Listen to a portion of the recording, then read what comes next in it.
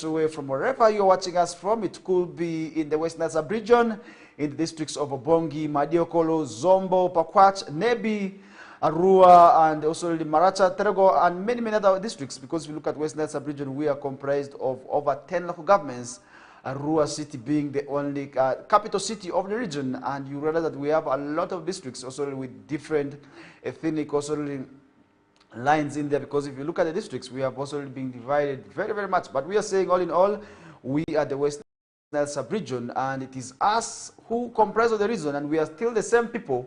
And at the end of the day, we have to love the region, because if you don't love the West Nile sub-region, if you're not proud of being a West Niler, then definitely things you are going to be doing are actually going to be the ones that will be making West Nile sub-region seem very bad, and that wouldn't be the very best thing for you to do out there. But we are saying all in all, we must love being West Nilers. And this is something I want to also really encourage my fellow West Nile brothers and sisters out there to also really work on. And that is one thing at the end of the day which will be quite well. Because if you look at West Nile sub-region today, you realize that a lot of opportunities are actually within the region. And we are bordering about 2 countries. And these are all advantages for the country to also tap into. And these are things I feel I should also really as well encourage my people of West Nile sub-region on, because if I'm not doing that, then many people are going to be left out in there. To begin off with our discussion this morning, remember so many stories have been happening right away from last week, and the same discussions are also really extending into this week, and we are already into the second day of the week. This is the KOKOLIRIKO live show on West Nile TV channel 477 on Star Times and on 0073 on Zuku and online across all our social media platforms. And more recently, the President, His Excellency Yoweri Museveni, came out to attack the National Unity Platform Party for vote rigging, where he actually said that NUP, in the last elections, rigged over 1 million votes, and he has concrete evidence. And if NUP is not satisfied, NUP can go to court. And now National Unity Platform Party principal Robert Kyagulanyi Ssentamu, aka Bobby Wine, has now come out to respond to these allegations, and now the National Platform leader, commonly known as Bobby Wine, has dismissed the recent allegations leveled against him also by President Museveni, that the NUP cheated also by 1 million votes in the last general election. Now addressing reporters at the Kavule-based NUP headquarters in Kampala on September 16th of this year, Kyagulanyi called for an international audit into elections supervised also by the United Nations before he dared Museveni to go to court. And that is one thing also which we did see happening in there. In his remarks, the remarks by General Museveni are utter, shameless, especially well-made, so honoring the distinguished man, General Aronda Nyakairima. My initial response was given, also I forgive him, and I am challenging him also to subject himself to an international audit, and that is according to information we did receive from National Unity Platform Party principal Robert Kyagulanyi Ssentamu in there. Now Kyagulanyi also, however, went on to task, if he was cheated 1 million votes, why is he still keeping Byabakama just Simon also as the EC chairperson? These are the questions which Kyagulanyi was able to also ask Mr. Museveni on, and these are things which I feel should also be given also keen attention to, because if you look at all these issues, when this revelation came, many people were actually taken up by surprise, and now we are seeing Robert Kyagulanyi Ssentamu responding to these allegations. And now Kyagulanyi, accompanied by most senior party leaders and supporters, revealed that he has written also a letter to Museveni stating 22 charges also against him, if he is also one thing also which we shall see him also going to court on. And the new leadership also equally used the occasion to address the decision that is also by Electoral Commission to defer the decision of People's Freedom as a political party. And remember, recently this also came out to say whether what they will ensure that their party, which is abbreviated as the PFF, is actually registered, and the party that is also really being formed by the Katonga group of the FTC, and they actually chose a color which is a bit blue, but Electoral Commission chose to defer the color. But the group is saying whether they will do whatever it takes to have Electoral Commission also have them be registered with their color also, that is the blue, which is not also the one for FTC, but light blue, and that is something also which we feel is really happening in there. Now the PFF is propelled by allies of the former leader of Forum for Democratic Change, that is Colonel retired Kiza Besigye, and also the common known as the Katonga faction, who on allegations of irregular financing of the party also campaigns in 2021 by the National Resistance Movement Party and EC in its September 4th, 2024 response. That is the August of 27th request by some affiliates of FDC Katonga Breakaway revealed that also respect also of the name of a proposed political party, which is the People's Front Party, also was rejected, and that is one thing also which they are closely following up on, as it is said that it resembles that is of also the people confused members of the public also in there, and that is a reason as to why with this Electoral Commission also deferring that is also the approval of this political party. However, no Secretary General Levis Robongoya distanced the party also from people who reserve the PFF, and also that is one thing we did see happening in there. He want such actions also taint EC as a partisan summoning to grant all political players equal chance of participation in determining the country's destiny. And the leader of opposition also in parliament, Joel Senyonyi, rallied the party leadership against also what we call falling prey to the deliberate schemes of destruction from the government. And that is one thing we didn't see National Platform Party also already giving us an advice, that is the PPF, or what we call the PFF, which is a political party that is currently under scrutiny and one that is also seeking to also be registered ahead of 2026 general elections. We are yet closely following up on this matter, and we hope also when this matter comes out, it should be given an ear of listening, and that is one thing where we shall be seeing the likes of Arias Lukwago under their new political party after the breakaway from the Forum for Democratic Change party in there. And this comes just a few weeks and a few months after them also coming out that they will be dissolving the Forum for Democratic Change party. And what does that mean to opposition? Because somebody will be saying all these issues at the end of the day have something, or have a message that they are channeling towards the opposition. But what is that message that is also being channeled to the opposition of this country? Because if you look at the opposition of this country, you will be able to realize that there's really a lot. And if you look at the images ahead of 2026, because if you're to paint an image of how you are seeing 2026, what is that image like? And what do you think about the results or the outcomes of the 2026 general elections, given the preamble or given the primary happenings of now? Because these activities all happen and they paint an image and they help tell us what we should be expecting ahead of 2026. But what is that message that definitely also we should be expecting ahead of 2026? Because I believe there's definitely something which we should be expecting ahead of 2026. But what is that image and what is that message, or what is that happening that we are likely to witness ahead of 2026, most especially with the camp from the opposition side? Because if you look at the opposition, definitely you realize that there are a lot of issues where there are in-house fights and issues also of destabilization also happen. But who is responsible for all this? And how does the opposition also affiliate themselves to persons who are likely to come and destabilize them? Because really my humble also warning to the opposition groups would be that let them have people who have the parties at heart. If at all they're not also going to be ready for such also fights, let them start with people who are really of the same view and of the same mind. For instance, young people who are there to also front the ideas of these political parties, and that to me will be quite well. And we are going to be leaving the discussion aside and heading also with some of the stories also happening in the past morning and on the monitor this morning.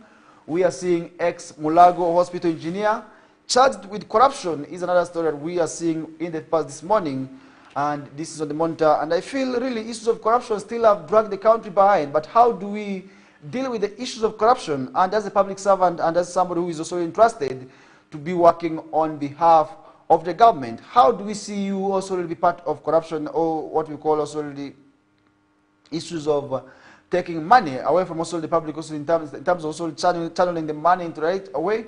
We see you diverting the monies. And what will that mean to the public out there is the question which we feel should also be given a keen answer to. And now Perez Batanda, a 68-year-old that former engineer of Mulago National Referral Hospital, has been charged with corruption-related charges of alleged irregular payment of billions of shillings. And really imagine, billions and billions of money is what we're talking about here. And on Monday, Batanda appeared before the anti-corruption court, presided over by Grade 1 Magistrate Christopher Opit, following the court criminal summons against him, and he however denied the charges and was granted a bail of shillings 6 million. And Batanda faces charges together with former hospital executive director, that is Biarogawa Baterena, and the facility is also really former engineering department head, that is ex-hospital administrator, that is Kenneth Wafula, and alongside former head of procurement, that's Christopher Okware, alongside Ada Kamuchunzi, former procurement officer, who are currently also all on bail. And we hope also this matter will be conclusively also be concluded. Now, others are the shareholders as well as directors of Santramaco Limited and Contravinco World Limited, named as Robert Wasike and Catherine Winfred Nabwire, who are all part of these investigations. And now they are facing charges of abuse of office and causing financial loss in the line with contested payment of hundreds of billions, that is of taxpayers' money, which the group has currently denied. And we hope also really justice shall be prevailing in there. And prosecution also alleges that Qatar and Aquare abused authority by regularly also requestioning, that is for shillings 3 billion to pay that Satramaco International Limited for purported supply of consumables without following the established procurement, also really public procurement procedures. And that is how they have currently landed themselves in trouble. But how do we really allocate money without doing the right channels? Because I believe if at all you are to also really seek for monies, right? You may seek the money, but how do we lobby for what you want to sort of be supplied? I believe the procurement chains should be followed. And if at all they're not followed, that is where we see ourselves landing in such troubles. We take a short commercial break. This is the KOKOLIRIKO Live on West Nile TV with me, Farish Majid, and today is a Tuesday. In case you're just joining us right now, you are most welcome aboard, and this is definitely the only program which you must always be waiting for each and every morning from also, that is from the hour of 7 o'clock until 9 o'clock. We take a short commercial break. We bounce back shortly.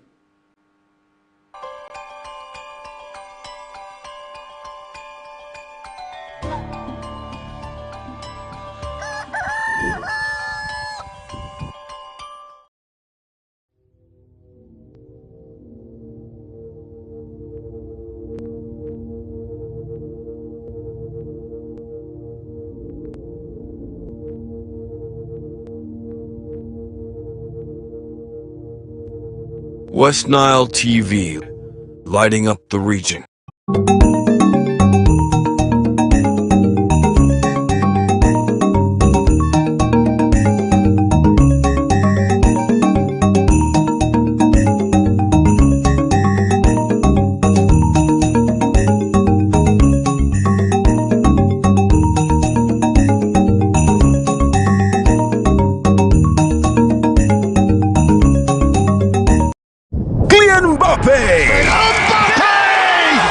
Bellingham, Vinicius Jr., Lamine Yamal, Antoine Griezmann.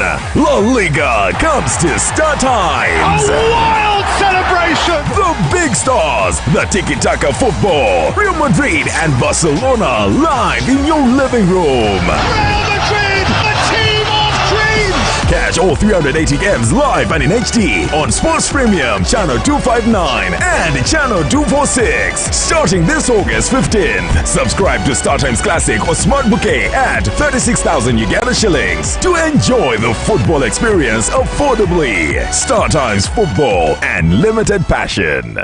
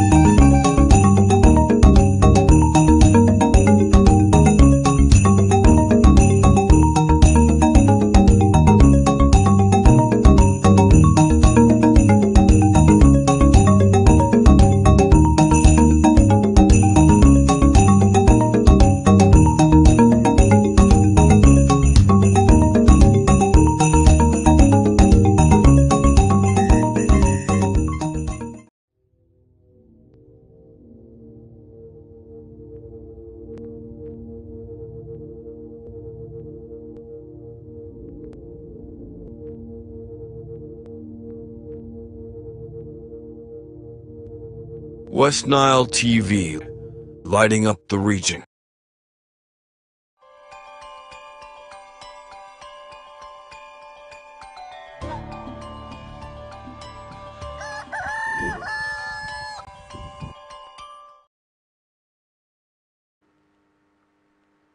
All right, welcome back from the short commercial break. It's the second day into the month, and also this is the second day also we are witnessing learners returning back to school. But has your child returned back to school, and when are you planning to send that kid who is at home right now as other colleagues are already in school? These are questions we should be asking ourselves each and every morning, because many times, yes, much as parents, we may not be in position to also really have all it takes to have our learners return back to school, but we should be also struggling to make sure that they do so, because if at all the learner is going to be keeping home, trust me, some of the schools already began with serious work of yesterday, and that is by yesterday we were able to also see some of the schools already commencing serious learning, as others are still busy waiting to have the learners. And this is something which we did see happening yesterday, where many of the schools, I should say, had no learners. Both private and government secondary and primary schools across the city witnessed very few learners turning up also really for learning. But I hope today, it being the second day into one of the terms which I must say is very crucial, then they must do so, because if you look at third term, this is a promotional term where people have to work extra harder. And if at all you have been, as a learner, not working very hard in term 1, term 2, really term 3, you should open up your eyes, because this is a promotional term where we shall be seeing those in continuing classes be promoted to the classes also really of the next levels. Then for those in candidate classes, PLE, UCE, and USE are all around the corner. And if you look at the month of also September, many of the learners also already are, we only have one serious month, that is October, and so final revision. Then that means November is just around the corner, where we shall be seeing both PLE and UCE starting. But how ready are we for all these exams as a learner who is still home, not wanting to go back to school, not willing to report? Because really you realize that many times some learners may not be in position and may not be also interested in returning back in the first week, because they think the first week is for cleaning the school. But who is there to clean the school for you? This is a question that we need to ask. And if at all your learner says there is no learning, people are cleaning, you ask, who are those people cleaning? Are you not part of those people? These are issues really I feel we should be also really interested in as parents out there, because if you look at all these issues, then you realize that our learners need to indeed go back to school and also really concentrate, because if they're not concentrating, then that is the reason as to why we are likely to see poor performance happening in this region, which may not be right. And these are issues which I feel at the end of the day should be given keen attention to, because really you realize that many of the learners are not willing to also really return for studies in the first day and the first week as well. But it is really quite unfortunate in this, and it's quite worse in this region, where in other regions, learning already began seriously yesterday. And I must assure you, in Kampala, in Buganda at large, in Western, and also the parts of Eastern Uganda, you realize that many learners could have returned to school yesterday, and today they're already in class. And it's no wonder when results are released, our learners and our schools in this sub-region are performing the way they are performing. It means there's something which me and you're not doing. But how can we have the mindset changed that the first day still means business day for learning? And this is where we need to join hands as stakeholders and to make sure that learners actually understand a reason of them being in school. Because if at all you're not being in school, then definitely that is where we are going to be seeing the kind of performance that we have always witnessed also really in this region. And that is one thing which of course we're not praying for, because once results are released and our schools are hardly to be seen on top, it makes us almost shed tears, because we're not proud. But once the results are okay, trust me, we are always happy of our schools. It means there's nobody who wants to see bad things happening. And that means as learners, we need to make sure that we will make the region proud, because if at all you are reading hard, trust me, you are reading alone. But if the results come, usually we say your results are for the community, because all the community members will want to know how you performed and how your child has done it. Because really, definitely, that is one thing also which we have always known. To pay a child in school, it's your mandate as a parent, it's your mandate as a guardian, but when the results are out, usually people want to see how your child has performed. It means in this second day of learning, for those who are still home, I believe you can still make it also by today. Go back and also have learning and also have studies also in there. If at all you are still home up to now, you can return after breakfast. You can still report. After lunch, still you have the opportunity to go back to school.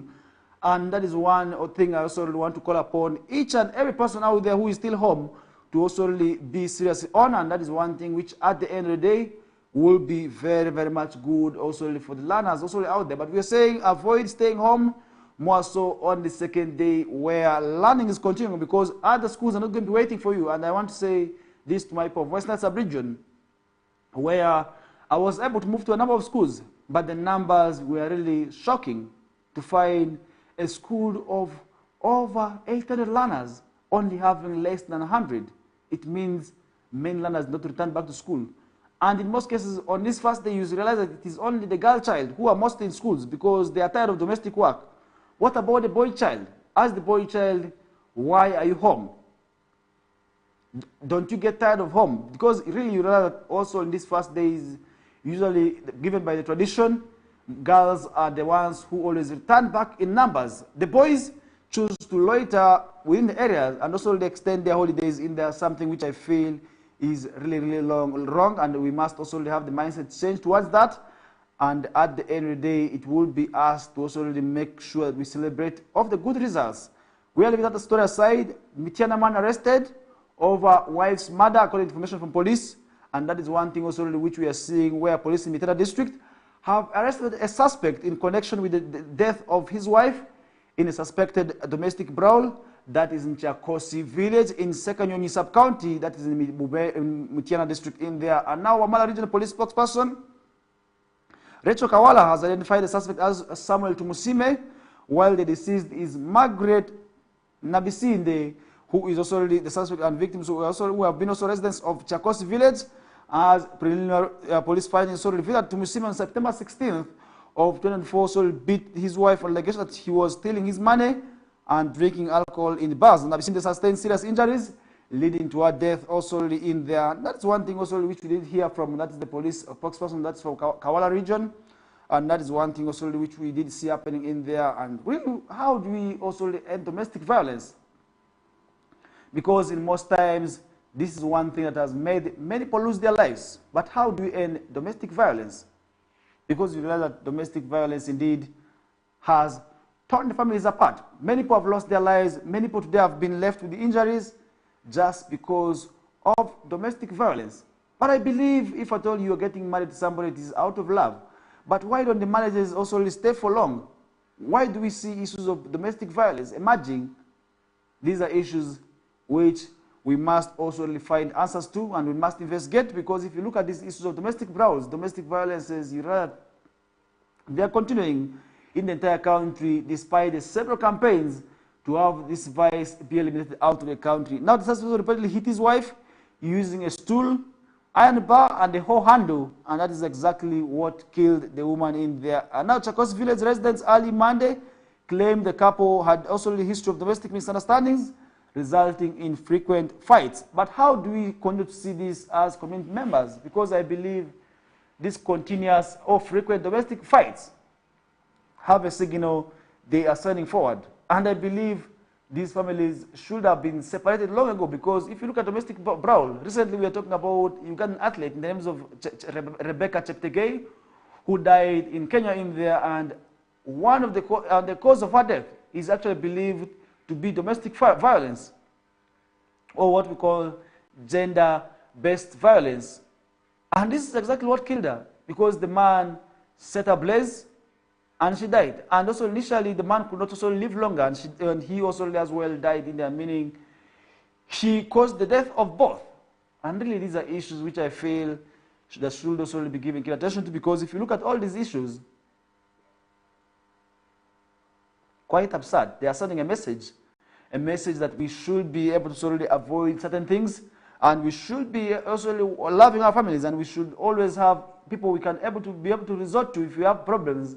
And these are people whom we call people whom we can confide in. And this is one thing which at the end of the day I feel should be given also the keen attention to. And now the locals claim that Tumusime previously claimed that his wife was stealing his coffee beans and selling them to also get money to spend in the bars. And this is one thing which is really, really wrong.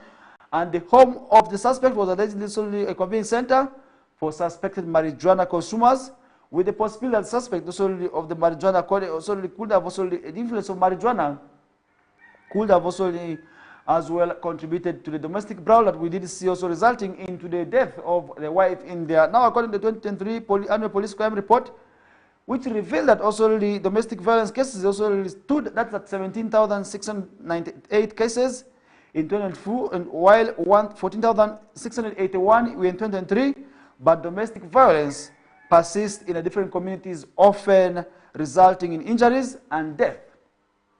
It means we need to do something as family members out there. We need to also have people checked. If at all we don't want to see them die as a result of domestic violence, if at all your sisters, you hear them of also being beaten by the men, please rush out and pick them. These are still your relatives whom you still need alive, other than leaving them to solely continue suffering. But sometimes also the ladies are the problems. You really realize that you go and pick them back after a few days.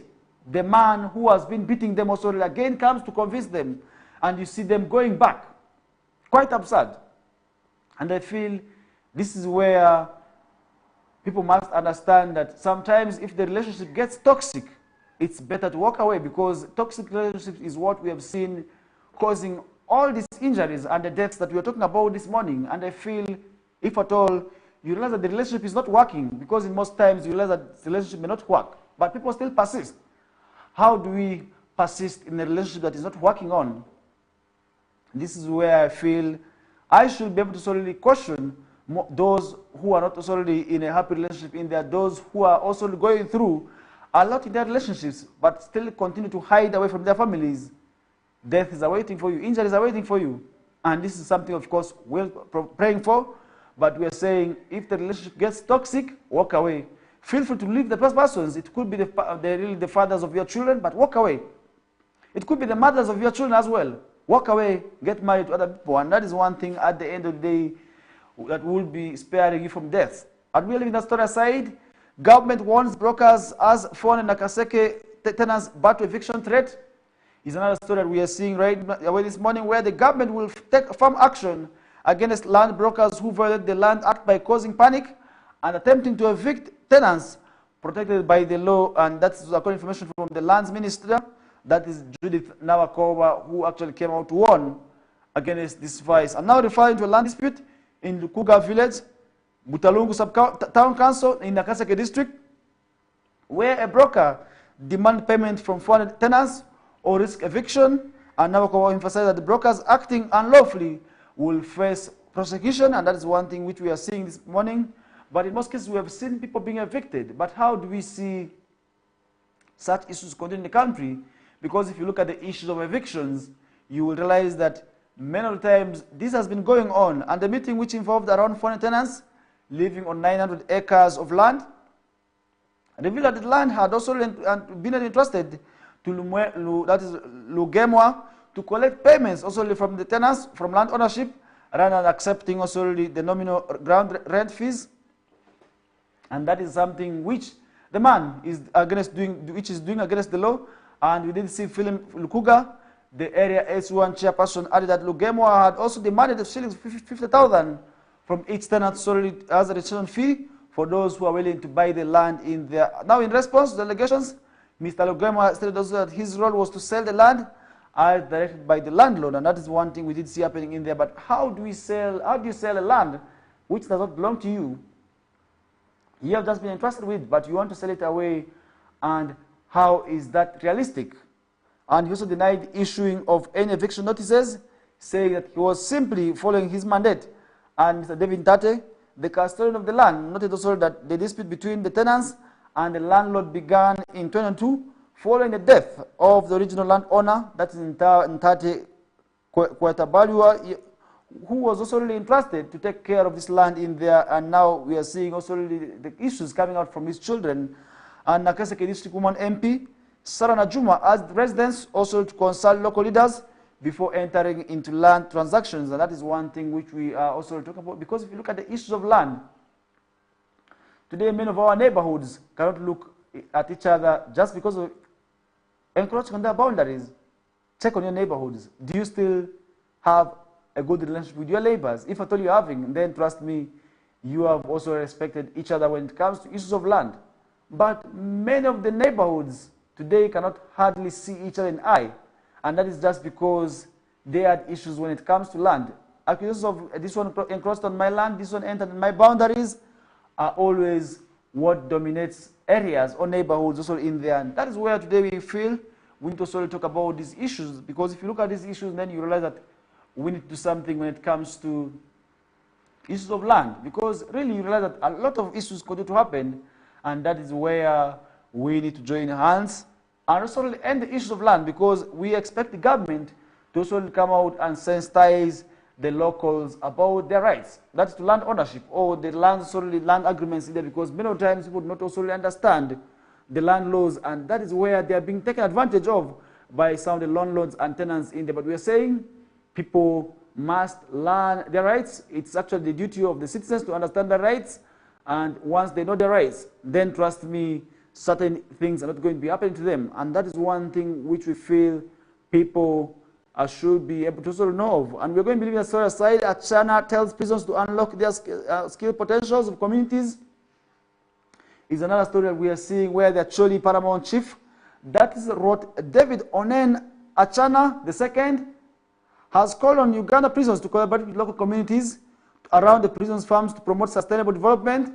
And he made these remarks while speaking to a delegation from Uganda prisons, led by the Deputy Commissioner General of Prisons, that's Mr. Samuel Akena, at his palace on Friday, and where Rod Achana emphasized the importance of partnerships to enhance that is agricultural skills.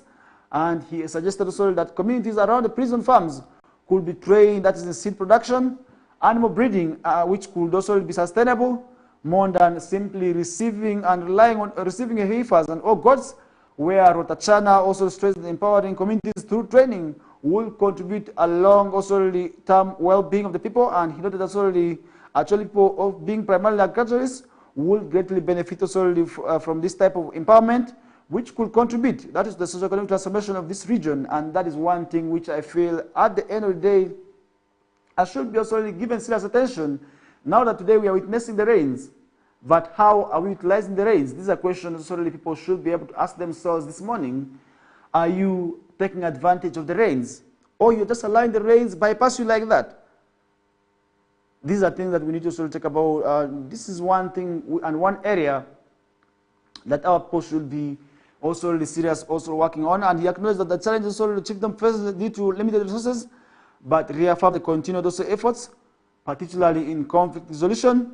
However, Rotachana highlighted the region's pressing issues of land conflicts, pointing to the abundant land available, which has already led to disputes. And earlier on, I was talking about issues of land, and now the king is also talking about the same issues. How do we address the issues of land, and how do we unlock the potential of our community members? And Mr. Kaina further explained that Uganda Prisons is supporting in seed production for crops like maize, soybeans, and sunflower as part of the government interventions aimed at improving that's the cultural capacity of the region. And that is one thing which I feel at the end of the day I should be given keen attention, because if you look at this, if you look at the Uganda prisons today, trust me, they are doing a tremendous job. First of all, when it comes to seed production and agriculture, where most of the free prisons today have farmlands which are really doing tremendously well, producing seeds which are being sold, that is to other community members, and producing food that is as well being consumed by the members of the public.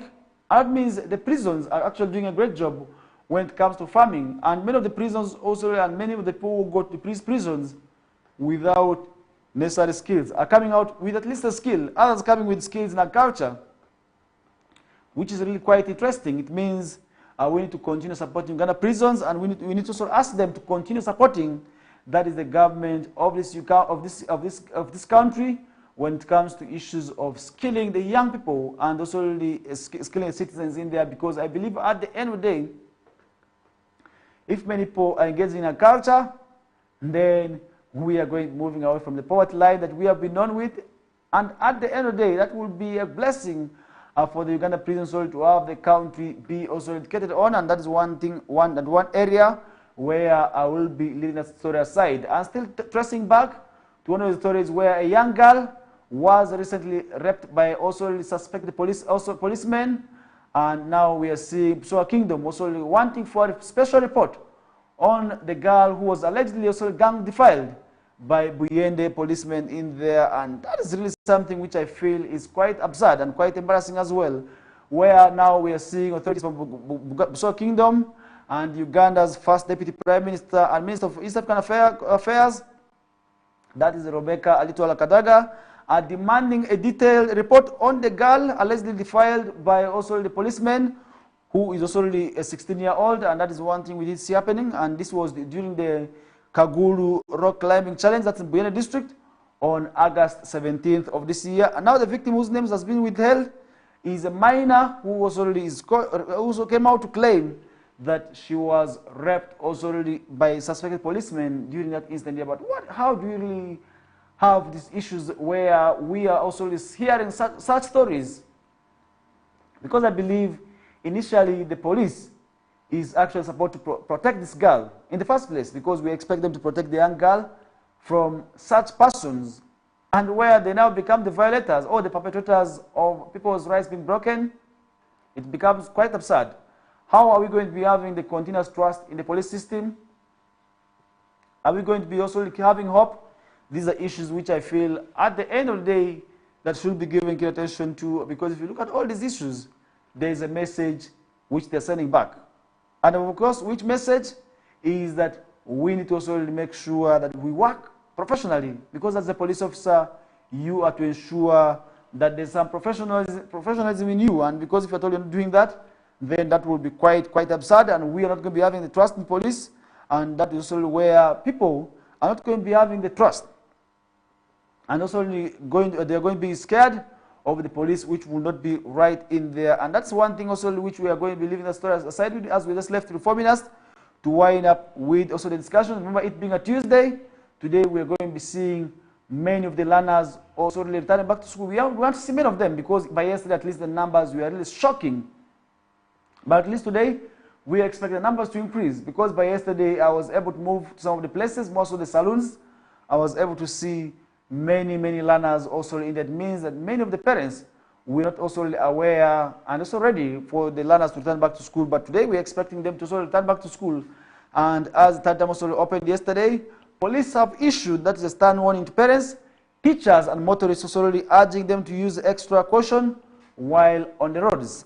And this follows alarming statistics showing that 239 school-going children, that's of the age between 5 years to 18, were involved in road accidents during the first half of the 2024. It means we need to do something by this time. And now with an anticipated also rise in traffic, police are calling for patience and responsible driving, particularly near pedestrian crossing stations. It means for those who are into cars, for those who are using motorcycles, we need to also be very much patient, and we need to be cautious as well as also very serious while on these roads. And during a news briefing that is also yesterday, Superintendent of Police Michael Kanura, the traffic police spokesperson, appealed to motorists to maintain discipline and follow traffic guidelines, and he specifically advised against driving on road shoulders, and also emphasized the importance of complying with traffic also officers' directions. And that's one thing which I feel at the end of the day must also be given keen attention, because if you look at first term and second term, you will realize that a lot of accidents involving our children, most of those who are going to school, we are also involved. We are also very much alarming, and we had also a number of these overwhelming cases, more so our girls and our children who are on borders were involved in these accidents. It means we need to also tell our border riders to actually be patient. These issues where a border is transporting over 5 families is actually what is causing some of these accidents, because they want to hurry, but you're saying there's no hurry. If at all you hurry, then first of all, you're going to be risking my child. And then secondly, you are going to be risking your life. So all in all, what we are saying is that people must be patient on these roads. Patience is actually what, maybe it pains, but it is actually one thing that is very much important. And if you have the character of patience in you, then trust me, you will be able to achieve whatever you want to achieve. And now Michael Canela further revealed that between September 8th and 14th of this year, 61 traffic-related deaths were recorded, including that 24 pedestrians, 17 border riders, and 2 other road users, while 300 were injured. It means this is really quite overwhelming. There's something definitely we have to do. Overtaking account that for 37 of the facilities, while overspeeding contributed as 20%. And now the police have promised heightened enforcement of traffic laws near schools along major highways to prevent further accidents from happening. It means really we need to see traffic police also will be deployed around the schools. I want to see also if a police officer is deployed between the Rhino Camp Road, just between Naja Primary to Aro Islamic. I need to see also a police officer, because many times the way some of the riders are riding is really quite scary. You find a person is on motorcycle, but the speed at which the person is moving, it's really quite scary. And if really a learner who is also from primary lands on this people, then we are likely to see ugly scenarios happening. But we are saying at least a police officer being deployed here will be a blessing. That's for the people also of this sub-region. We are going to be taking a short commercial break. This is the KOKOLIRIKO live show on West Nile TV. We are coming to the end of our first hour, but that does not mean we are going to be stopping the discussions here. We still have an hour, which is coming shortly from now, and this is where I will be also seeking for your input. And in case you have any questions that you feel you need to front forward, I will be checking through that. But for now, we take a short commercial break as we bounce back to you shortly. My name is Farish Majid. Don't you go anywhere.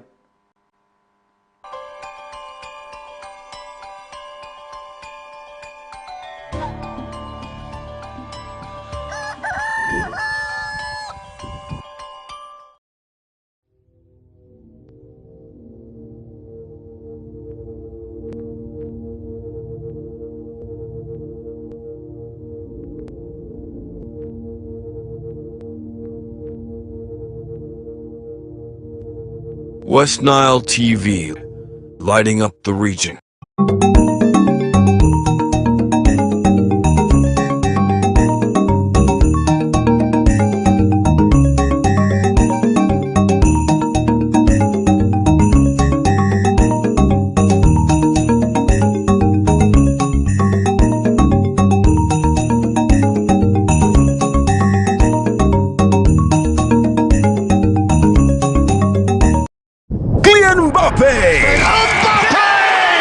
Jude Bellingham, Vinicius Jr., Lamine Yamal, Antoine Griezmann.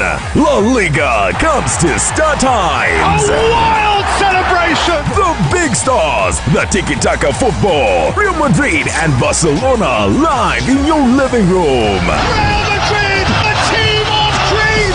Catch all 380 games live and in HD on Sports Premium Channel 259 and Channel 246 starting this August 15th. Subscribe to StarTimes Classic or Smart Bouquet at 36,000 Uganda shillings to enjoy the football experience affordably. StarTimes Football and Limited Passion.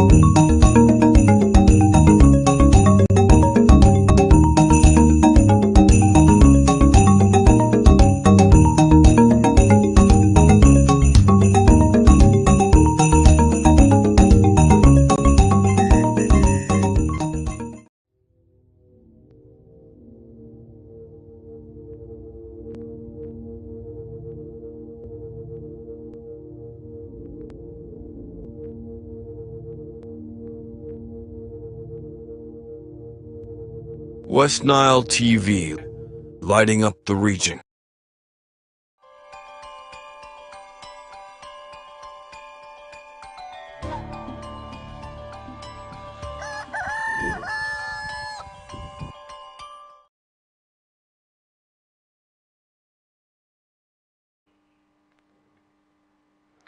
All right, welcome back into our second hour of the show. In case you're just joining us right now, you're most welcome aboard.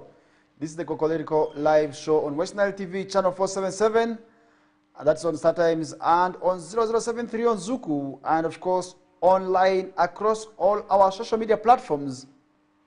You can be able to watch us each and every mornings, right from that is 7 o'clock until 9 o'clock. And I hope you can still also be part of the discussions. And that is where, at the end of the day, you will be getting the right information. And to get that information, it only happens here on West Nile TV, because definitely this is where also really we give you the number one information. And definitely, if at all you also need that information, trust me, you're not going to be getting this information from West Nile sub-region elsewhere, but only on West Nile TV. And that is where I want to take this opportunity now to welcome you on board in a special way from our discussions already, where we had a number of talk, where I hope you as a viewer understand that this is what is happening within our areas. What we are discussing here is not also rocket science, but what we're discussing is actually reality of what continues to happen in our society in there. Now, beginning of our stories away from, in our second hour, away from the region, now heading that into Western Uganda, and this is in Kabarole district, where we are now seeing this happening, where Kabarole also raises alarm after HIV patients are said to be skipping treatment. It is really some story that we are seeing where Kabarole district officials have said that a total of about 298 persons living with HIV/AIDS have abandoned, that is the antiretroviral therapy treatment, sparking controversy of the high risk of continued transmission. And that is one thing also which we are seeing happening in our second hour away from Western sub-region, but happening in Kabarole district. But how do people skip their ART treatments? And that is one thing which I feel people must also not be able to also really avoid, because if you look at the art, it is actually playing a great role in terms of making people also really live healthier. And according to Ms. Catherine Kemigabo, the Kabarole district HIV focal person, many of those who have also abandoned treatment are unaccounted, which also really, with an unconscious suspicion that they may have died, relocated without notifying health officials, or are in the community avoiding medication because the health officials do not know where these people are. But how do you make sure that you skip treatment without necessarily informing the health officials? It means if at all you are planning to move away from there, then there's one thing that we need to do so, because you're going to be leaving the health officials wondering where you are, and yet you need the treatment. So that means if at all you're planning to relocate, please, in kind faith, inform the health officials so that we do not get statistics of people who are skipping the ART. And Ms. Kemigabo said discontinuing treatment presents a significant risk, that is of transmission, and affects individuals with viral load suppression. And that is one thing also really which we must also talk about. And she added that from January to March 2024, the district had also a total of, that is about 8,893 people in the care, and while also from April to June, an additional, that's of 165 persons tested for HIV, tested positive, that's for the disease in there. And the same period, 182 people who were were also lost, that is to care. And that is one thing which we must also really be able to still talk about, because we may be talking about it happening in Kabarole, and yet the same scenario could be happening in Arua City as well, in Zombo as well, in Madiokolo, in Yumbe, in Terego, in Obongi, in Jumani. So we need to also make sure that we talk about these issues, because this is an issue which I feel could be affecting at national level. And now the data show that by the end of third quarter, the cumulative number of people on treatment was about 8,942, but the health department expected to have about 9,240 people on HIV treatment by April to June, leaving 298 persons not available for treatment. And now Ms. Kebigamos explained that also the detention rate of people living with HIV/AIDS on treatment is about 87%, while the overall viral load also coverage is 91%, and the suppression rate is 96%. It means there is something we need to sort of work about. Now, several facilities in Kabarole have reported persons missing from ART, who are not also accounted for, where Kabende Health Center 3 has already about 6 persons missing. Kichwamba Health Center 3 has 34, while Kijura Health Center has 46. It means there's something also we need to also talk about, because if you look at all those, then definitely the numbers are said to be very much avoidable. While in Fort Portal, data shows so that there are currently 20,717 people living with HIV, and of which 12,938 are female, while 7,779 are male, and 557 are below the age of 15 years. And that is one thing which we are seeing, and according to the assistant city clerk, that is of Fort Portal, Miss Annette Kabahenda, she said that from January to June 2024, 54,453 people tested positive for HIV, and that is one thing also which we must also work on. It means we are doing something which we are not also working towards. That means we need to also avoid issues of going for unprotected sex, if at all you not know the person's status. We need to remain faithful, because you may test with somebody today, think that the person is safe, and yet the things the person is doing behind doors are really quite scary. It means we need to do something that will be also able to also spare us from HIV, and that is where we are saying issues of unnecessary relationships must be avoided. Then we must also have people whom are going to be loving very well. If at all you do not love them, then avoid getting into sexual intercourse with them. If at all you cannot also hardly live without sex, please, let's ensure that the camera is on. Because if you look at the issues of HIV today, many people are also getting depressed, and they talk about stigma, and yet people could also really avoid this in there. That is one thing also which I feel at the end of the day, people must also really be able to also really work on. And that is where we're going to leave that discussion aside, and now jetting into Bunyoro, where Bunyoro is advocating for coffee as a key cash crop. And this is one story that we are seeing, where Bunyoro Kingdom's Prime Minister Andrew Kutaga and a group of regional MPs, led by Vice Chairperson, that is Harry Businje Mugenyi, are urging the people of Bunyoro sub-region to embrace coffee farming, and they view coffee as an alternative and lucrative, also the low-maintenance crop that could significantly benefit the country. And that is where also which we feel people must also really look at that. Because if you look at Western sub-region, initially we had seen the issues of tobacco going down, but we're seeing it returning. What is happening? Because if you look at districts like Yumbe, Madiokolo, Terego, now Aro district, which is also the food basket. Recently I was there, I was able to see people planting tobacco. But according to information we also received, that these are people who are coming from the areas that initially grew the tobacco. But how do we allow people to also really go on with that? It means we need to also really ensure a mindset change towards the issues of tobacco. And that is where, as Western sub-region, my humble appeal will be that let's embrace cocoa growing. Let's embrace growing of food crops other than depending on tobacco as an alternative source of income. Because if you look at tobacco, many of the times it actually has a lot of negative implications on our land. And look at the prices. Many of the farmers are still crying, where they incurred losses to a company that is said to be known as Continental. Up to now, many of the farmers have not also received their monies, and now they're calling for government to also have them be compensated in there. But how do you allow this happen? And to avoid all that, it means growing of food crops is actually very much key, because if you plant food crops, trust me, you are not going to be eating all that. Trust me, people are going to be eating. Now with the increasing population, the demand keeps on going higher every day. It means you need to do something. And now they view coffee as lucrative, and that's in Bunyoro. And the leaders also expressed frustration that Bunyoro, as the historical region, lacks a prominent cash crop. Just like Western sub-region, we do not have any cash crop that we are known for.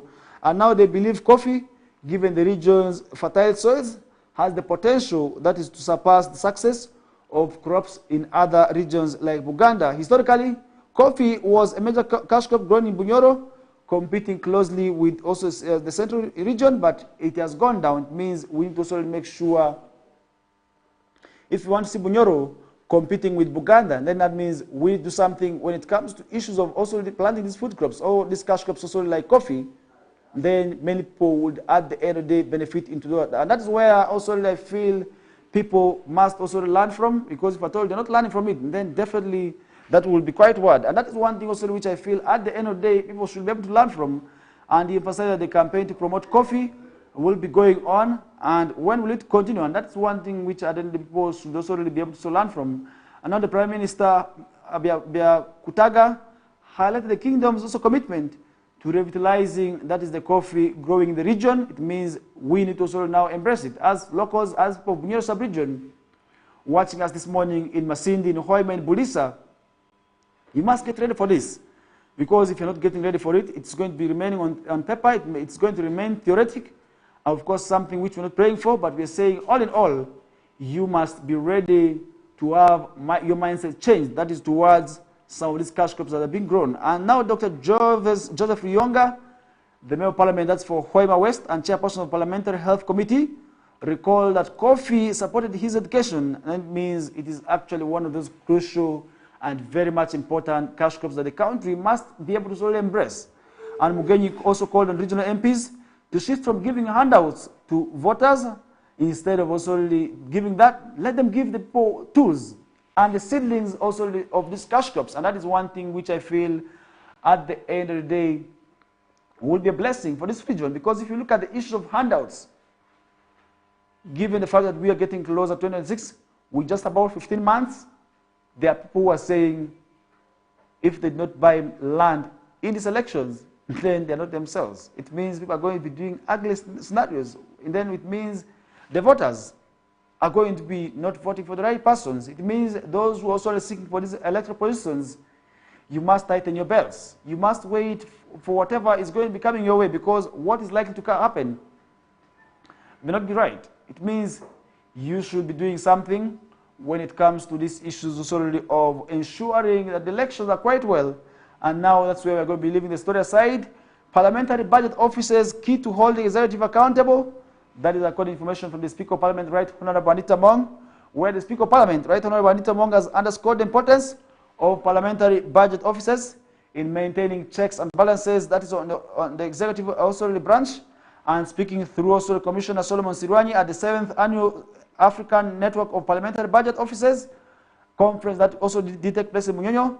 The Speaker emphasized that these offices are crucial in ensuring transparency, accountability, and good governance as well in there. And that is one thing also which we feel people must also be able to also have trust on.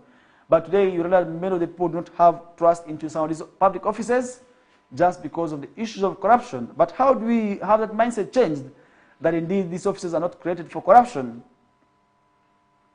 This is where I need to interest myself on, and I need to also ask you as the viewer also to have yourself interested on another conference under the theme, the role of parliamentary budget officers in African parliaments, fiscal oversight contribution, that's to the African Development Agenda of 2063, seeks to enhance, that is the development capacity of also budget officers within African parliaments, and also encourage collaboration with fiscal experts across the continent in India. Now strengthen oversight through budget officers. The Speaker has representative that's also stressed the need for budget officers to prioritize government programs that reflects the needs of the citizens during the budget process. And that is where I need to also inform the viewer that as a citizen, you actually have a mandate to play where government is actually making the budgets. And this time around, we are also we are seeing also the budget for the next financial year being developed. And this is where the civil society advocacy groups must come out to sensitize the locals about their duties when it comes to budget making processes. And this is where we expect the leaders to get closer up the grassroots, to also get closer to the wananchi and make the wananchi have their priorities say. Because if at all we're not going to be making budget without necessarily involving the citizens, then trust me, the outcome is quite clear that budget is going to be made without necessarily having the inputs and having the knowledge of the voters. And the voters also are not likely to understand what the budgeting processes are all about. It means we need to ensure that within this period, at least the voters are actually sensitized about their duties and their roles when it comes to budget making process. And now Deputy Clerk to Parliament Ikiror Rose Samakula highlighted the importance of leveraging technology to enhance the effectiveness of budget oversight. She stressed that also that budget officers should also serve as platforms for knowledge sharing and capacity building among African parliaments. It means people have to do something now. Collaboration for Stronger Future. The 5-day conference brings together parliamentary budget experts from across Africa, providing a platform for sharing knowledge and best practices in fiscal oversight. It means people must now do whatever it takes to understand why they must be involved in the budget advocacy plans. And that's where I feel at the end of the day, people will be understanding whatever it takes. Now participants will discuss ways to improve the effectiveness of parliamentary budget officers, ensuring that they can be also hold governments accountable, because if you look at the taxpayers, many times the governments actually run through monies from the taxpayers. It means the taxpayers also have a mandate to hold the leaders accountable. But in most cases it is quite absurd and quite unfortunate that people think governments are actually the leaders. It's quite absurd. Really, you hear somebody say, we want government to do for us this. Aren't you part of government? You are part of government. You must also really find out where these resources are lobbied from. Hold the leaders accountable. Task them, squeeze them, ask them why is it that we are not having this and that. And that means we need to also vote for the good leaders.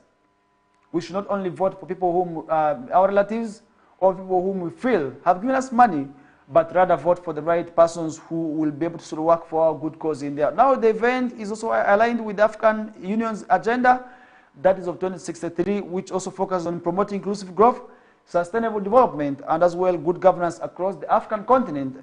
And now the parliamentary budget officers are seen as crucial achieving these goals by ensuring that the national budgets are used to address key challenges such as poverty, inequality, and infrastructure development. As the conference continues, experts will also delve into strategies to strengthen the parliamentary budget officers, improve collaboration between African countries, and ensure that the fiscal oversight mechanisms contribute meaningfully to the African development agenda.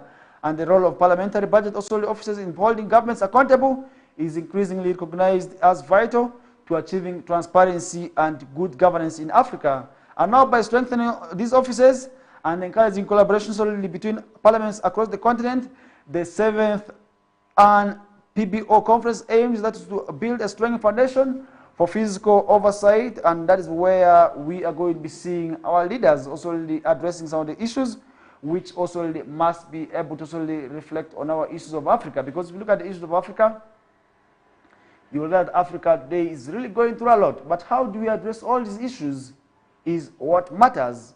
And that's where I will be leaving that discussion aside. And now to summarize this hour, we still have some few minutes. That's to wind up with the discussions, where we are left with about 9 minutes to wind up with this second half of the second hour in there. But we are still hoping, and we are still sort of waiting for you to share your thoughts and share your comments on some of the issues that we are discussing this morning. And I really want to say I will be checking through some of those comments later on, but I can assure you the Judicial Service Commission is already in Arua for a 3-day camp, where they are also giving free legal aid to persons who also want justice in there. And yesterday we did see many people turning up for this, and this is at the Mayor's Gardens, and we hope at the end of the day people get the justice that they deserve, because usually we say justice delayed is actually justice denied. But for this people, the process was a bit transparent. We were able to see them also expediting the process, and it's quite speedy, and at the end of the day we hope this is also something which many people should be able to work on. Because if you look at these issues, then you realize many people today are hardly getting justice, as others do not know what to do. And that is where I feel people should be able to delve into those discussions and have it in mind that to have justice is actually quite also simple. And that means for those who did not get the justice by yesterday, today they can also move to Mayor's Gardens and have this justice to themselves in there, where the lawyers also from the Judicial Service will be giving them legal services in there. And that is where we hope at the end of the day, for those people who have no trust in the court systems, they should be having it now that the Judicial Service Commission is actually around. And that's where we are going to be leaving that discussion aside with. And we hope at the end of the day, people get the kind of justice that they need to also have. And that's where we need to also really summarize the first hour now with the story that's happening in health, where free surgical camp brings hope to Ankole residents. In another story we are seeing this morning, where for many residents of the Ankole sub-region, surgical complications have been also persistent, often worsened by limited access to affordable health care. Conditions like hernia, spinal issues, and that's congenital defects have left countless individuals suffering in silence.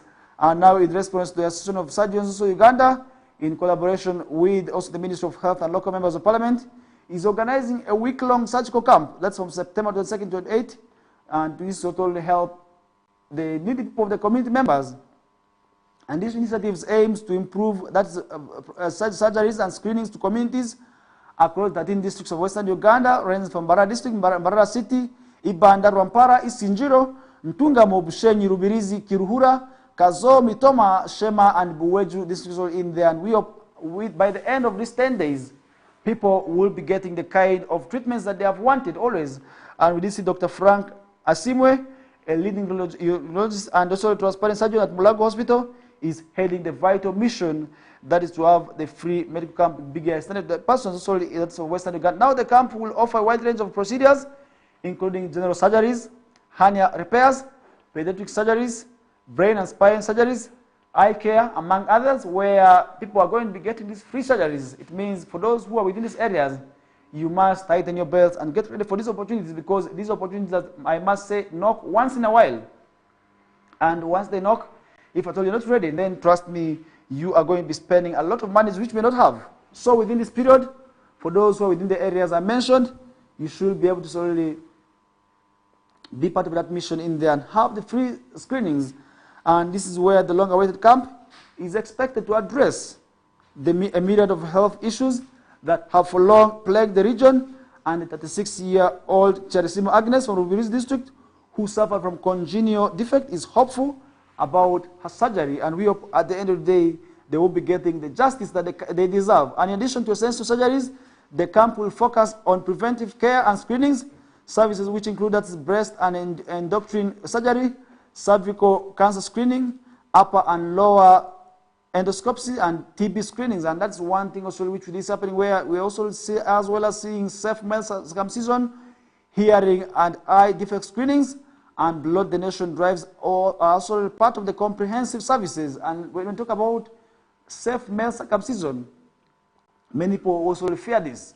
And we are saying it's actually one of those issues we need to solely embark on, because if at all you not have yourself vaccinated or circumcised, you are going to be exposed, that is to HIV, and that is where also which I feel as a strategy and as a way of also avoiding diseases, we should be able to solely interest ourselves in. And that's one thing and one area at the end of the day people should be able to solely improve on. Now these health centers are making preparations to provide possible care, where John Bosco from also the Bwebizaba Health Center for highlighted the significance of the camp for rural communities, and that's where people must also take advantage of. And now the impact of the surgical camp extends beyond medical care, as it represents a profound relief for many people and many families in Ankole sub-region, with over 200 patients expected to benefit daily from the free services, as this camp is set to also transform lives and alleviate years of suffering, and it is also set to give hope for these people within these areas of Ankole sub-region. And we hope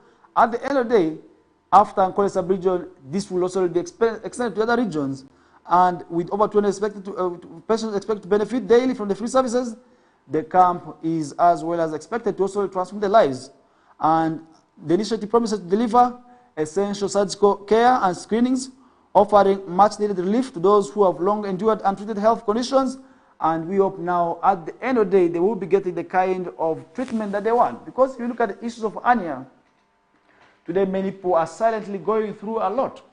And it means we need to inform them. If you know somebody out there within these areas I've mentioned that is suffering from hernia, please refer them to this camp. Let them have hope that they will be getting the kind of treatment that they deserve. Because if you look at hernia today, it is actually one of those diseases many people don't want to open up about. And in most cases, they fear. Stigma is actually one of those diseases that has killed many people. Just because you're stigmatized and somebody says that you have hernia, you have this and that, it becomes quite absurd.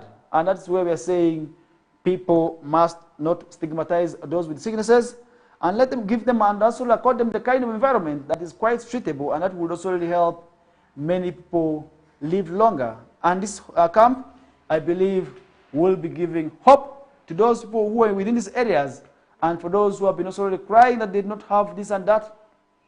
We hope with the screenings, then definitely they will be getting the kind of treatment that they want. And that's where we're going to be also leaving that discussion aside, and we hope this also will be extended to the rest of the regions. We need to also have the same be extended to Ankole West Nile sub-region, Buganda, Lango, Acholi, and as well as Teso sub-region. So we need to also really extend the same. And that means our members of parliament must lobby for this. This is an initiative which also will be quite well, and that's where many people would have a lot of trust in the leaders. They have to continue lobbying for this, and the same should also be extended to the sub-regions, and also for those who are within these local governments can also, at the end of the day, get the kind of treatment that they deserve. And that's where we're going to be leaving that discussion aside, and we hope you are still with us. This is the KOKOLIRIKO Live Show on West Nile TV, channel 477 on Star Times, and on 0073 on Zuku, online, as well on the social media platforms where you can be able to watch us on Facebook. All you do is have internet connection, that's to your phone or gadget or computer, and search for West Nile TV KOKOLIRIKO Live Show. You will be in position to watch us. And also for those of you YouTube, all you need to do is search for West Nile TV and tap into the KOKOLIRIKO link and watch us each and every time. That means for those who are planning to move away from Uganda and think that you're going missing to watch West Nile TV, you cannot also miss that. All you do is just have a device connected to the internet and be able to watch us anytime and from any part of the world.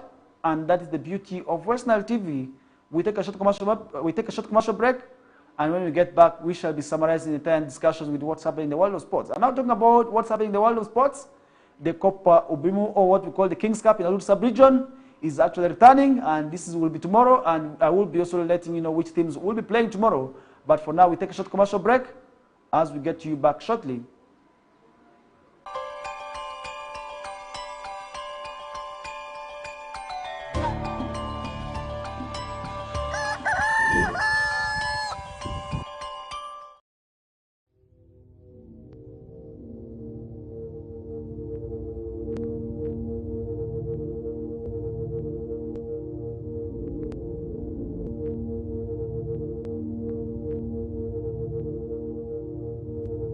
West Nile TV, lighting up the region.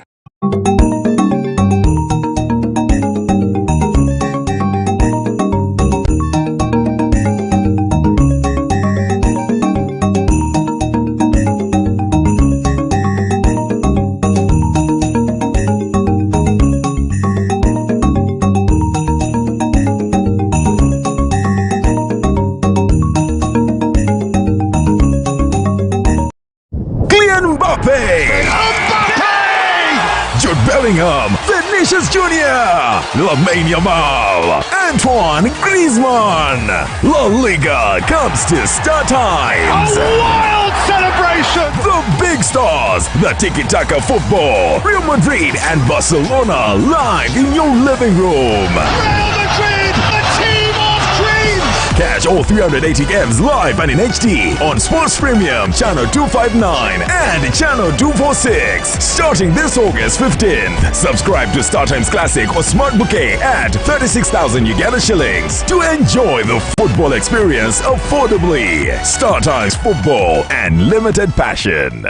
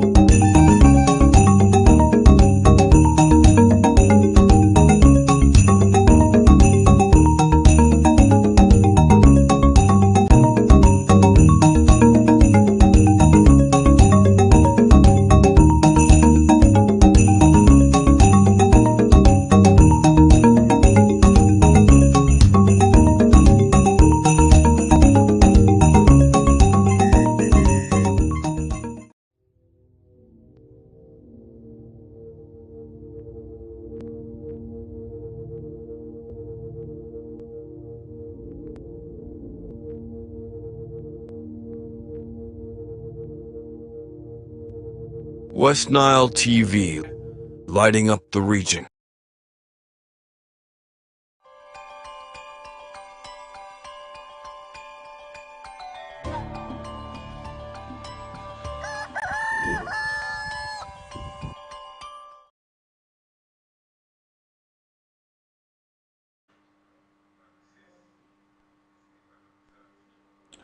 All right, welcome into our final half of today's discussions.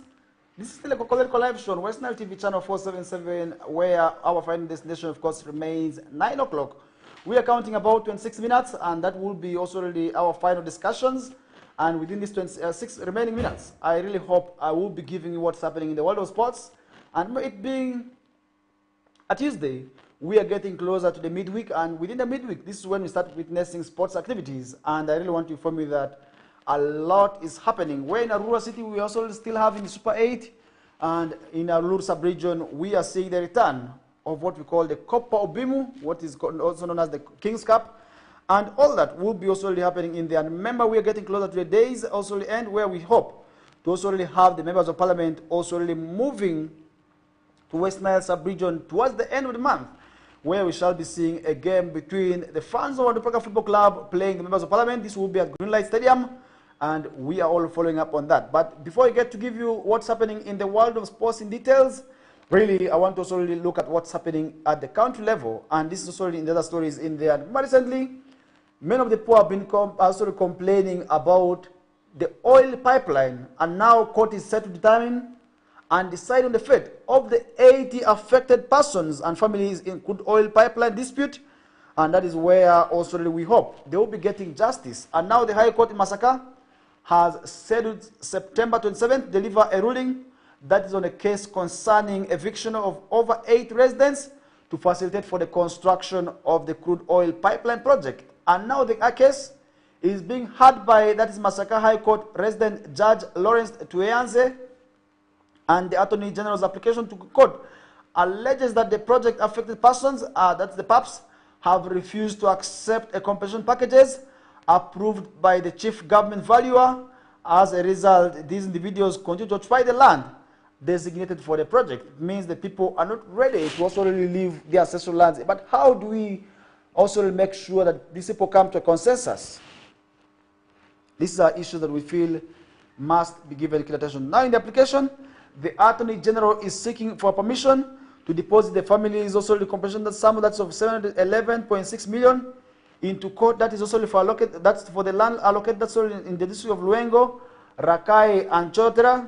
And now during a court session also on Monday, Justice Tueanze also informed that PAPs that their continued delay in vacating the land would jeopardize the project, and he advised them to consider accepting the government's compensation offer or risk having their compensation also already set aside to allow the project proceed. It means government will also take whatever it takes to also really deal with these issues in there.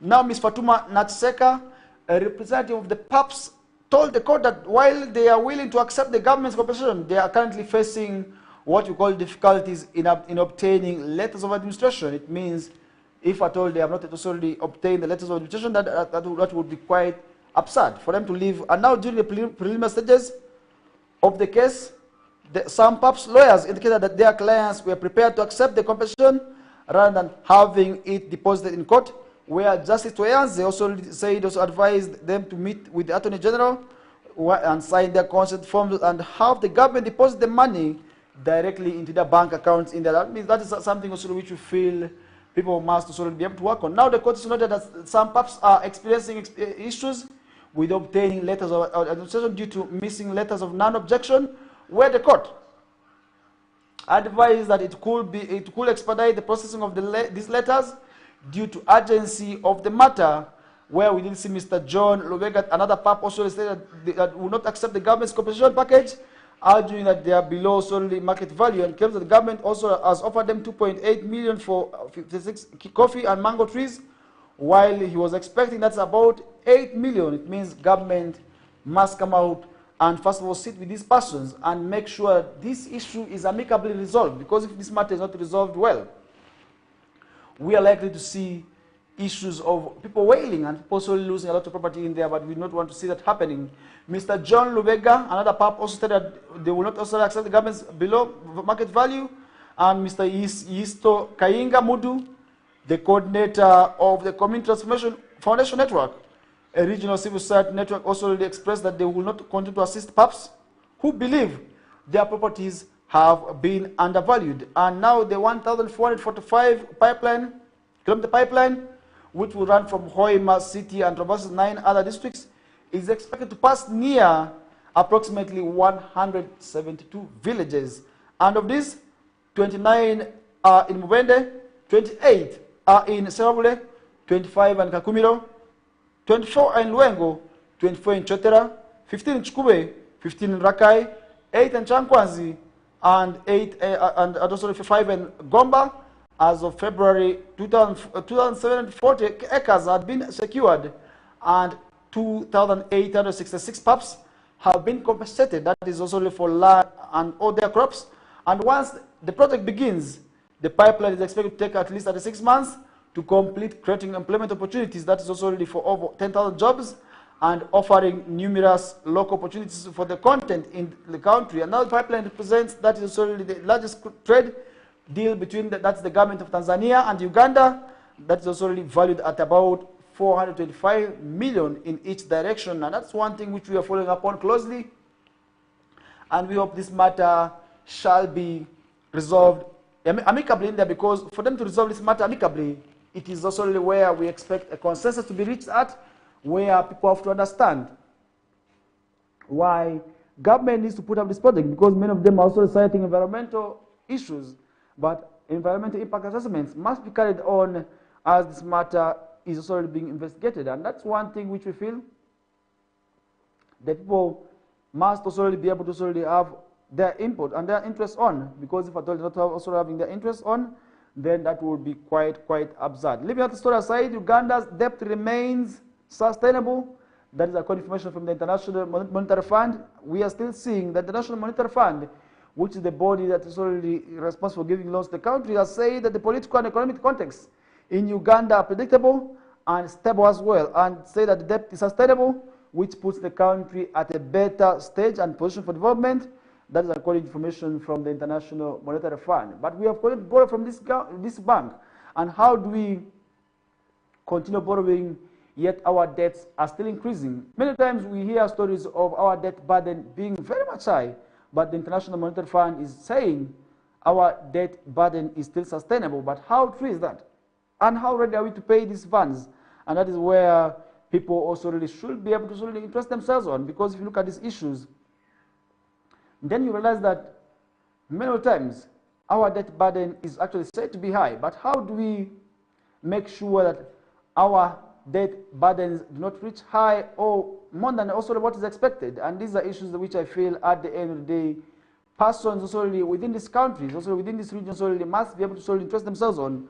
And that is where I would believe in that story aside, where over 300 Kigezi farmers get seedlings to boost food security is another story that I'm seeing in the paper this morning, where selected farmers in Kigezi sub-region have received seedlings of different vegetables to be planting also in the forthcoming rain season. That's to boost food security in the area. That's according to information from the authorities. And on Monday, which was yesterday, officials from the Common Ground Projects handed over seedlings. That is to over 306 farmers in Kakire Playground, that's Kararo Sub-County in Kabale District, before awarding them also with certificates of completing a 13-week training on modern farming practices and that align with efforts against climate change. Planting trees is actually what we call for today, because if you look at the issues of climate change, many of our areas today have become unbearable. Just because of the issue of climate change. It is during December that we used to talk about dry spell, but today it is not the case. We have witnessed changes in climate. It means we need to do something, because I remember while growing up as a young child, we used to say, if you go to the village, you are going to be sleeping outside because it is usually dry. But today, most of the areas have become cold and colder than they were before. It means climate change is actually a reality, something which we must also really talk about, because if we don't talk about climate change, then it is us to suffer the negative repercussions of the climate change, which we are also talking about. Because look at climate change. Many times people do not understand what is climate change. Now that is where we did see also being flanked also by other project leaders, including the field coordinators, Magi Kabuye, also the Kigezi sub-region coordinator, Francis Mwanguzi, beneficiaries including Jacqueline, also Jacqueline Ensinekweri, Edison Binsima, and Nelson Tumkunde, say the community training will help them in watershed restoration and climate-smart agriculture practice for better harvest. It means people must also really take advantage of the training. Now the Kabale District Community Development Officer, Christopher Namara, appealed to the vegetable farmers to consider growing food crops such as coffee and boost their livelihood incomes. It means people must also really engage in agriculture practices that will be bettering their lives up. Because if you look at agriculture, planting food crops, today the demand is very much high. People have to eat. The population is on the rise. Plant food crops and sit and wait. You are not going to be also really being idle in there. And today, when you talk about vegetables, this is actually where a lot of money is. And when we talk about social economic transformation, I believe growing of vegetables would actually make many people move away from that poverty bar line. And that is where I will leave that discussion aside, and I hope you get something for yourself. Because look at these issues. Definitely many of the times you realize that a lot of things could be happening, but how do we address all these issues? And how do you address these issues pertaining agriculture? Because if you look at agriculture, this is the country's main backbone. But how do we support agriculture as government? These are issues where I feel people must also be given a keen attention to. Now, leaving the story aside, Kayunga Magistrate fundraisers, that's for treatment of defiled 2-year-old baby. And that's another story we are seeing, where attendees of a session, that's at the Kayunga Grade 1 Magistrate, on Monday, thrown into grief when an 18-year-old man appeared in the dock over defiling a 2-year-old baby. Quite absurd. An adult also defiling a young girl. At around noon, Kasim Katende, who is a resident of Buyema village, that's Kayunga sub-county in Kayunga district, was dragged from the holding cell, that's the courtroom, by prison warders, and as Kayunga Grade 1 Magistrate, Farid Kinmana read charges before also the shy-looking suspect. The fully packed court also was fully visibly reduced to shadow. In this belief, even attendees kept standing to have a clear vision. That's of Kakande, and that's one thing also we did see here. But as an 18-year-old person, how do you really defile an 18-month-old baby? If this was your baby, how would you feel? And what kind of punishment do you really feel suit such persons? These are issues that we feel must also be given attention to. Because if you look at really the defilers, sometimes they do not know how big or how young this person is, but they really feel subjecting these persons to heavier punishments would be right.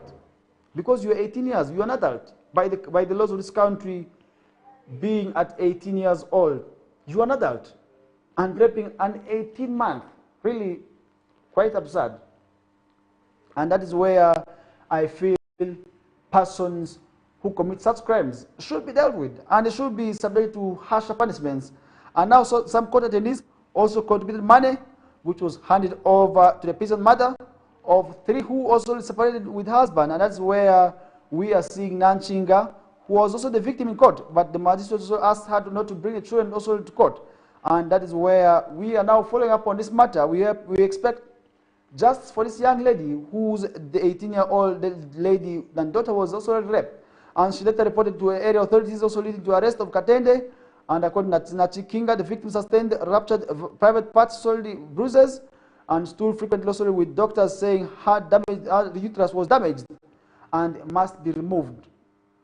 That is really quite absurd. If her uterus is removed right now, that means this lady may not also be able to conceive by the time she grows up. It means she has been subjected to destruction. How can we deal with such a person?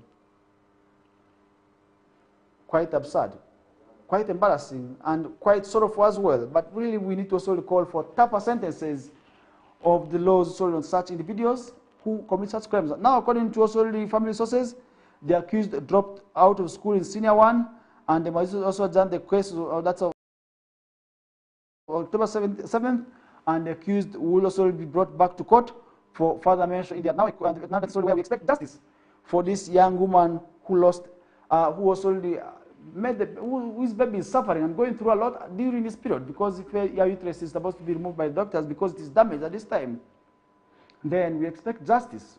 And that is where people must also desist from such practices. It means young persons out there who are also into these activities should be able to learn from also one another, and at the end of the day, people should be able to also do certain things. Leaving that story aside, tourism sites in north, left with no sights and sounds, and remember today northern Uganda is actually one of those potential tourism destinations, but that is not also really well marketed. How do we make sure West Nile shines like Western Uganda? How can we make sure that when it comes to tourism, West Nile should be also at the same par with Western Uganda? Because if you look at Western Uganda, I must say, I've been to Western Uganda. I've moved to places like Mabergani, Namwiru. This is in those areas. I've moved to Sempire Falls, and you know, yes, indeed, those facilities are very beautiful. But in Western Nile, we also have such many facilities that only need to be marketed. Look at Mountain Wati. This is really a potential tourism site that would be able to attract many people to come and see what is in here. Now, Mr. Thomas Zalero, the Moyo West Parliament said the region continues to miss significant development opportunities resulting from limited attention to the government. Also, the government is paying to develop the tourism sector, and that is where we now expect legislators also to go back to floor Parliament and market West Nile sub-region. And let them also really sell West Nile sub-region, because it is us to sell the sub-region, because if you are told we're not selling West Nile sub-region, then definitely nobody is going to be doing that for us. Look at West Nile and northern Uganda at large. Let's look at the Pakwat Monument, where we were able to solely cite the tourism, the solar eclipse. This place today has not remained really a potential tourism site as it should be. How do we make sure that such places are supported? It means once we got these facilities, let's market them. Let's also sell the world. Let's share the world that also there is indeed this and that. It means as a young person, we must love Western sub-region. First of all, we must love the country, and at the end of the day, that would also be able to attract many people in the. Now, with the limited capital investment also by the government to develop the monuments and what we call the memorial sites, coupled with a severe lack of a road infrastructure, this has curtailed the exploitation of tourism potential in the West Nile and northern Uganda at large. And that means we need to also develop our road and make sure that our infrastructure is well developed, and that will also help attract many tourists also to come to the region and see what is happening. And now between August 15th and 13th, the Parliament's Sectorial Committee on Tourism, Trade and Industry assessed 6 different monuments and memorial sites across Acholi, Lango sub-region, that is to provide and appraise the state of tourism also sites. And among the sites that were visited, we are Kabalega, Mwango monument sites, that's in the Dokoro districts. We have Balonyo Massacre site, that's in Lira City. Mother Mary Church Shrine, that's in Oyam. Abok Massacre site, that's in Oyam. And Sir Samuel Becker's Fort, that's particular in Gulu district. And we also have Amuru Hot Springs, that's in Amuru district. And these are all facilities that will be able to attract tourists. But how do you market them? Number one, developing the infrastructure when it comes to road and hotels is actually key. And then secondly, peace. If at all people want to come to this sub-region, peace is actually very much paramount. And now the committee established the adequacy of key tourism infrastructure to support, boost and sustain tourism all sites. They found road were impassable to the sites and inhibited movement of tourists. And now all this is contributing to how West Nile and the country at large is lacking behind when it comes to issues of tourism. Now, according to Ministry of Tourism, Wildlife and Advocates, all the assessed sites are considered and also unfunded priorities, except that is Kabalega Mwanga Cultural Heritage Site, which received, that is shillings 3 billion of the budget, that's 14 billion for the financial year of 2024/2025. And now that means there are deficits in the budgets. The budget gaps are contributing a lot, and that's also in terms of marketing the tourism potential of this region. Now the total budgetary needs for the unfunded sites are said to be, that's 44 billion out of the shillings, that is 47 billion.